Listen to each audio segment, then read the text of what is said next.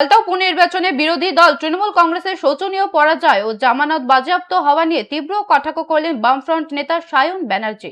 প্রতিক্রিয়া দিতে গিয়ে সিপিআইএম নেতা বলেন, আঙুলের কালি ওঠার আগে তৃণমূল দলটাই উঠে গেল। সায়ন ব্যানার্জি দাবি করেন, এই ফলাফল প্রমাণ করে সাধারণ মানুষরা তৃণমূলের ওপর ভরসা রাখছেন না। ফলতার মানুষ স্পষ্টভাবেই পরিবর্তনের পক্ষে রায় দিয়েছেন। রাজ্যের সার্বিক পরিস্থিতি তুলে ধরে তিনি আর কি বললেন শুনুন।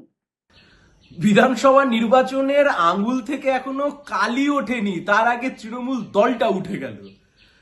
প্রথম উপনির্বাচন, ক্ষমতা থেকে যাওয়ার পরে প্রথম নির্বাচন, পুনর্নির্বাচন, সেই পুনর্নির্বাচনে তৃণমূল কংগ্রেস অতীত, তৃণমূল কংগ্রেস লাটে উঠে গেল।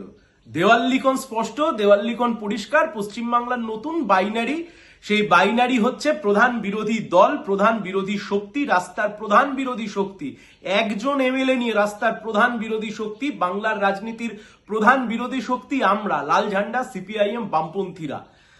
বিধানসভা নির্বাচনের আগের যে বাইনারি, সেই বাইনারিতে তৃণমূল বনাম বিজেপি, সেই বাইনারি সবচাইতে বড় ভুক্তভোগী হয়েছিলাম আমরা। আর পশ্চিমবাংলার নতুন যে বাইনারি, সেই বাইনারি বাম বনাম বিজেপি, লেফট ভার্সেস বিজেপি।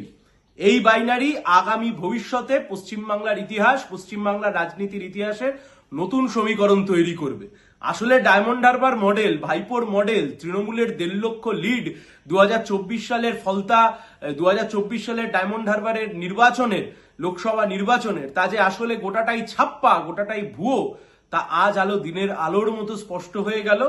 বামপন্থীদের এই উত্থান, বামপন্থীদের বিরোধী শক্তি হিসেবে এই উত্থান আসলে রাজ্য রাজনীতিতে নতুন প্রেক্ষাপট তৈরি করলো। মানুষ নতুনভাবে পশ্চিমবাংলাকে এগিয়ে নিয়ে যাওয়ার জন্য বিরোধী রাজনৈতিক স্পেসে বামপন্থীদেরকেই চেয়েছেন।